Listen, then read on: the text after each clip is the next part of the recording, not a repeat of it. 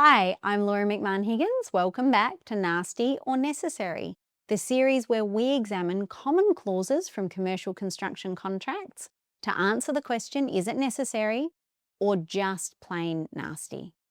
Today we are going to look at payment on account clauses. Now this is what the clause would look like. The payment of any amount by the principal to the contractor will not be evidence of the value of the works or an admission of liability, but will be payment on account only. Now, every construction contract, whether it's 300 pages long or in the form of a really simple purchase order, will have a payment on account clause. So what does payment on account actually mean? In every construction contract, you start with a contract value. Over the course of the contract, this value may go up as a result of variations or delay costs, or down as a result of back charging or liquidated damages. And at the end of the project, we end up with a final contract value. When a progress claim is made, it will usually have two sections. The first is where we draw down on the original contract works, and the second is for those adjustments. It will look something like this, where there is a line item for each element of the original contract value and a bunch of columns. The total value, amount claimed to date, amount this claim, and amount still left to claim. Of all these columns, it's the amount claimed in this claim that the principal looks at. So they will go through and in relation to each item say, yes, you've completed this work, we'll release those funds. Or maybe, no, this item you're claiming at 40%, it's only really 30% complete, so we're only releasing this much money this month. Then, in relation to the variations, the principal might say, yes, 1, 3 and 4 are approved, but we're rejecting number 2. All of these calculations by the principal result in the amount of money the principal is prepared to pay in respect of that monthly progress claim. So it would make sense to think that once the assessment is made, it closes off those line items. That it means that variations 1, 3 and 4 are now closed and cannot be revisited. But this is not true.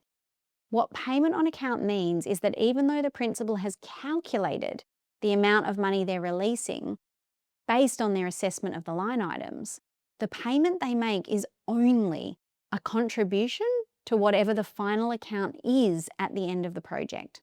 In other words, there is nothing to stop a principal approving 3 variations in June and then changing their mind and taking that money back in November, because they never agreed to pay for those variations. They merely made a payment to whatever their final account will wind up being. In other words, everything remains open and fluid until the end of the project, when we sign a deed of release.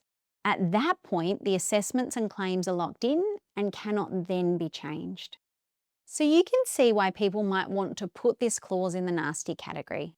Payment on account basically allows a builder to approve variations throughout the project to keep the contractor sweet and then take all the money away at the end. Now, while this is a nasty use of the clause itself weighs in at 100% necessary. The reason for this is that you cannot always tell whether work has been done correctly when you assess a progress claim.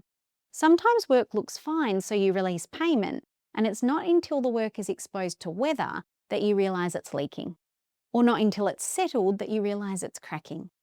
The principal does need the ability to change its assessment on the work completed if the volume or quality of the work changes after the assessment is made. If payment was not on account only, principals could release payment for works that were later found to be defective or incomplete and then have no ability to recover that money, which is why these clauses weigh in as necessary. That wraps up this episode of Nasty or Necessary. If this made sense to you, let me teach you everything you need to know about construction contracts. Our training course, Understanding Construction Contracts, is available in person or online. Online, it's 100% self-paced and full of videos just like this. Nasty or necessary, let me decode your construction contract.